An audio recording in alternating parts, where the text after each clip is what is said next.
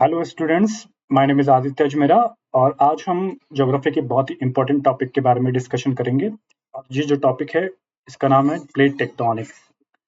तो कैसे ये कॉन्सेप्ट जो है इवॉल्व हुआ है और इसके पीछे की जो थ्योरीज है उसके बारे में भी हम थोड़ा ब्रीफ डिस्कशन करेंगे। तो ये जो टॉपिक है वो बेसिकली सरफेस कॉन्फ़िगरेशन जो है अर्थ का उसको एक्सप्लेन करता है, यानी कि जो अर्थ की क्रस्ट पे, अर्थ की सरफेस पे जो स्ट्रक्चर्स है वो कैसे इवॉल्व हुई है और किस तरह से इनका ट्रांसफॉर्मेशन हुआ है उसके बारे में ये एक्सप्लेन करती है थ्योरी। तो सबसे पहले तो अराउंड 1850s एक थ्योरी थी, थ्योरी ऑफ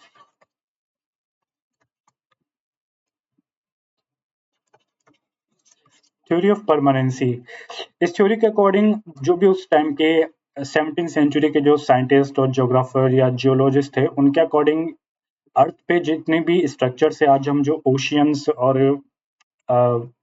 जो भी माउंटेन रेंजेस और आइलैंड्स देखते हैं उनकी पोजीशन हमेशा वैसे ही रही है, ये कभी चेंज नहीं हुई है, कभी इवॉल्व नहीं हुई है, हमेशा ऐसा ही रहा है। तो उनके अकॉर्डिंग ऐसा था। लेकिन अराउंड 1912 एक ज्योग्राफर थे एल्फ्रेड वैगनर। एल्फ्रेड वैगनर ने इस थ्योरी को चैलेंज किया और अपनी एक थ्योरी को इंट्रोड्यूस किया जिसे हम कहते हैं कॉन्टिनेंटल ड्रिफ्ट थ्योरी। उनके अकॉर्डिंग ये है एल्फ्रेड वैगनर। उनके उन्होंने कहा कि जो कॉन्टिनेंट्स है वो स्टैटिक नहीं है, वो मूवमेंट कर रहे हैं, वो मोशन में है और उनका जो ये मूवमेंट होता है उसे हम कहते हैं ड्रिफ्टिंग। और इसी वजह से इस थ्योरी को बोलते हैं continental drift theory. Alfred Wegener ने बेसिकली दो कंसेप्ट दिए थे, सुपर कॉन्टिनेंट। इस कंसेप्ट के according around 220 million year ago earth पर सिर्फ एक कॉन्टिनेंट हुआ करता था, यानी कि आज जो जितने भी कॉन्टिनेंट्स है वो सब कंबाइंड हो रखे थे उस टाइम पे। और उस कॉन्टिनेंट का नाम था पेंजिया।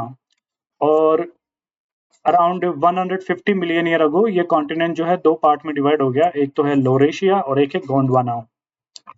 तो बाय द टाइम ये जो कॉन्टिनेंट है वो कई पार्ट्स में ब्रेक हुआ और आज ये इस तरह से इवॉल्व हो चुका है जो हम अर्थ क्रस्ट को आज देखते हैं। और दूसरा जो इनका कंसेप्ट था वो था सियाल एंड सीमा। तो ये क्या है, तो बेसिकली वैगनर के अकॉर्डिंग अर्थ क्रस्ट जो है वो उसके दो टाइप्स हैं। एक तो है कॉन्टिनेंटल क्रस्ट और एक है ocean crust. Ocean crust ocean crust जो है वो कॉन्टिनेंटल क्रस्ट से थोड़ा सा थिन है, लेकिन इसकी जो डेंसिटी है वो कॉन्टिनेंटल क्रस्ट से ज्यादा है। और इसके पीछे का जो रीजन है वो ये है कि ओशियन क्रस्ट की जो रॉक कंपोजिशन है, जो उसकी रॉक्स एंड मिनरल्स है, उसके अंदर सिलिका और मैग्नीशियम, ये दो की मात्रा जो है वो बहुत ज्यादा है, इनकी क्वांटिटी बहुत ज्यादा है। जबकि कॉन्टिनेंटल क्रस्ट के अंदर जो मिनरल्स पाए जाते हैं उनमें सबसे ज्यादा सिलिका एंड एल्यूमिनियम ज्यादा मिलता है। और एल्यूमिनियम जो है उसका मास जो है, उसकी डेंसिटी कम है मैग्नीशियम से। इसी वजह से ओशियन क्रस्ट की जो डेंसिटी है वो ज्यादा है कॉन्टिनेंटल क्रस्ट से। ये अल्फ्रेड वैगनर ने कुछ कॉन्सेप्ट्स दिए थे। लेकिन ये जो कॉन्सेप्ट्स थे ये बेसिकली एक्सप्लेन नहीं कर पाए थे आज की जो जियोलॉजिकल स्ट्रक्चर्स है अर्थ सरफेस पे, उसको अच्छे से एक्सप्लेन नहीं कर पाए थे। और इसी की वजह से एक न्यू थ्योरी आई थी हमारे सामने, उसको कहते हैं सी फ्लोर स्प्रेडिंग थ्योरी, और इसको लेके आए थे हैरी हैस।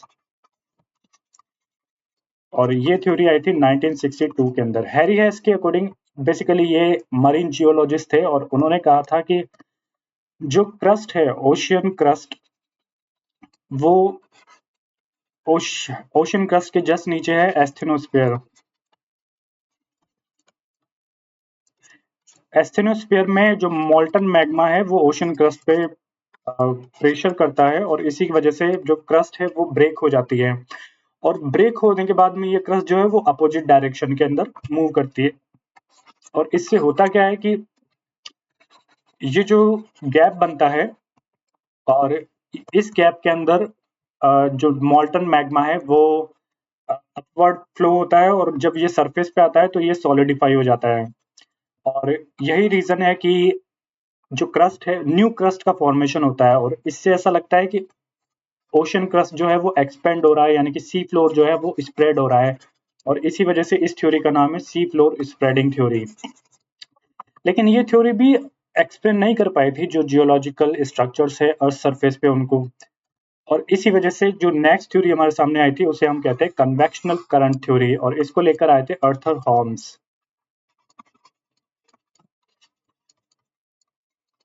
आर्थर हॉर्म्स ने ऐसा कहा कि जो लिथोस्फीयर, ये जो अर्थ क्रस्ट है, इसके जस्ट नीचे जो मेंटल लेयर है, यानी कि ये जो आप देख रहे हैं रेड कलर के अंदर, ये मेंटल लेयर जो है वो सेमी सॉलिड स्टेट के अंदर है। इसके अंदर कई सारे रेडियो एक्टिव पार्टिकल्स है, और रेडियो एक्टिव पार्टिकल्स जो है जब हाई टेम्परेचर जब होता है तब ये ऊपर राइज करते हैं हाई टेम्परेचर की वजह से, और जब ये अर्थ क्रस्ट तक पहुंचते हैं फिर वो थोड़ा ठंडा होते हैं और फिर से वापस, क्योंकि इनका जो टेम्परेचर है वो कम हो चुका है, तो ये फिर से अर्थ के कोर की तरफ मूव करता है। तो इनकी जो डायरेक्शन है,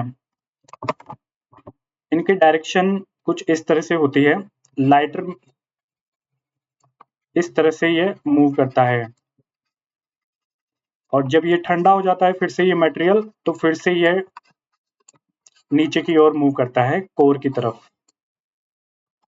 तो इसी मूवमेंट को हम कहते हैं कन्वेक्शनल करंट, और ये दिया था आर्थर हॉर्म्स ने। इसके बाद में जो नई थ्योरी आई थी प्लेट टेक्टोनिक्स, जो कि लेटेस्ट थ्योरी है और सबसे ज्यादा साइंटिफिकली वैलिड थ्योरी मानी जाती है, और इसके अंदर बेसिकली जो सी फ्लोर स्प्रेडिंग थ्योरी जो है वो, और कन्वेक्शनल करंट थ्योरी जो है, उन दोनों को सब्ज्यूम्ड किया गया है, और ये थ्योरी जो थी उसको दिया था जे मॉर्गन ने। जे मॉर्गन के अकॉर्डिंग उन्होंने कहा, सबसे पहले तो उन्होंने जो सियाल एंड सीमा का जो कंसेप्ट था उसे इन्होंने रिजेक्ट कर दिया था, और उन्होंने बताया कि जो सबसे आउटर सरफेस है अर्थ क्रस्ट की, अर्थ की जो सबसे आउटर लेयर है उसे हम कहते हैं लिथोस्फीयर। लिथोस्फीयर के जस्ट नीचे जो है वो है मेंटल लेयर, और मेंटल लेयर पे ये लिथोस्फीयर फ्लोट कर रही है, और लिथोस्फीयर के कई सारे फ्रेगमेंट्स हैं। ये फ्रेगमेंट्स ओशियन क्रस्ट और ओशियन प्लस कॉन्टिनेंटल क्रस्ट दोनों के भी हो सकते हैं। तो ये जो फ्रेगमेंट्स है उनको इन्होंने नाम दिया प्लेट्स। और ये जो कन्वेक्शनल करंट है, मॉल्टन जो मटेरियल है मेंटल के अंदर, रेडियो एक्टिव थर्मल जो डिफरेंस है उसकी वजह से ये जो कन्वेक्शनल करंट हो रहा है, इसकी वजह से ये जो प्लेट्स है वो मूव करती है, और ये जो मूवमेंट है प्लेट्स का उसे कहते हैं हम टेक्टोनिक्स। तो बेसिकली ये जो थ्योरी है प्लेट टेक्टोनिक्स, ये प्लेट्स के मूवमेंट को ही एक्सप्लेन करता है, और इसके अंदर अराउंड 3 टाइप ऑफ बाउंड्री, जो प्लेट्स के बीच की जो बाउंड्रीज होती है वो डिफाइन की गई है। तो पहली जो बाउंड्री है वो है डाइवर्जेंट बाउंड्री। डाइवर्जेंट यानी कि जब दो प्लेट्स एक दूसरे की तरफ डाइवर्ज होती है, यानी कि दूर जाती है, तो उसे डाइवर्जेंट बाउंड्री कहा गया है। जैसे कि यहाँ पे देख सकते हैं हम, दो प्लेट्स जो है वो अपोजिट डायरेक्शन में मूव कर रही है, और इससे जो गैप बनता है दोनों प्लेट्स के बीच में, उससे ये जो नीचे से एस्थेनोस्फीयर का जो मैग्मा है वो ऊपर आता है, और वो एक सॉलिडिफाई होने के बाद में नई क्रस्ट का फॉर्मेशन करता है। तो इसलिए इसे डाइवर्जेंट प्लस इसे कंस्ट्रक्टिव बाउंड्री भी कहते हैं।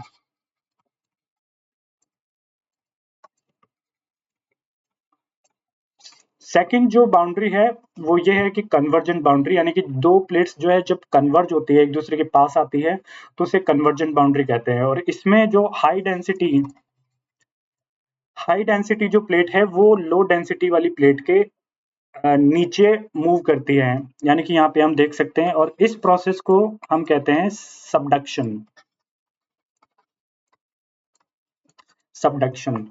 तो ये जो हाई डेंसिटी वाली प्लेट है वो नीचे मूव करती है, और जब ये एस्थेनोस्फीयर जो मॉल्टन लावा है इसके कांटेक्ट में आती है तो ये मेल्ट हो जाती है। तो इसलिए इसे कन्वर्जेंट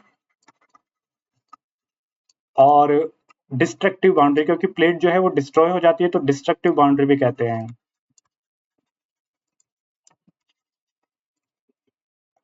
और थर्ड टाइप ऑफ जो बाउंड्री है वो है ट्रांसफॉर्म बाउंड्री। इसमें बेसिकली जो लोकेशन है वो ट्रांसफॉर्म होती है, इसमें ना कोई प्लेट जो है वो डिस्ट्रॉय होती है, ना ही कोई कंस्ट्रक्शन हो रहा है, बस दो प्लेट जो है वो एक दूसरे के पैरेलल मूव कर रही है, तो सिंपल इसे ट्रांसफॉर्म बाउंड्री कहते हैं। तो इस तरह से ये 3 तरह की बाउंड्री को एक्सप्लेन किया गया है इस थ्योरी के अंदर। और यहाँ पे हम देख सकते हैं कि अर्थ की प्लेट्स का जो मैप है वो हम देख सकते हैं कि मेजर प्लेट जो बड़ी वाली है और जो छोटी-छोटी जो प्लेट्स है वो माइनर प्लेट्स है। तो इसमें जैसे पैसिफिक प्लेट अगर नॉर्थ ईस्ट में मूव करती है और नॉर्थ अमेरिकन प्लेट से कोलाइड करती है, तो इससे है ना रॉकी माउंटेन्स जो कि फोल्ड माउंटेन्स है वो इवॉल्व होते हैं।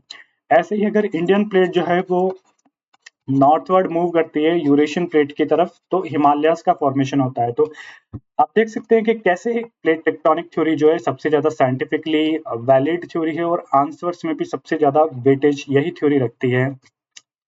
तो हमने देखा कि सरफेस कॉन्फ़िगरेशन जो अर्थ का है उसके पीछे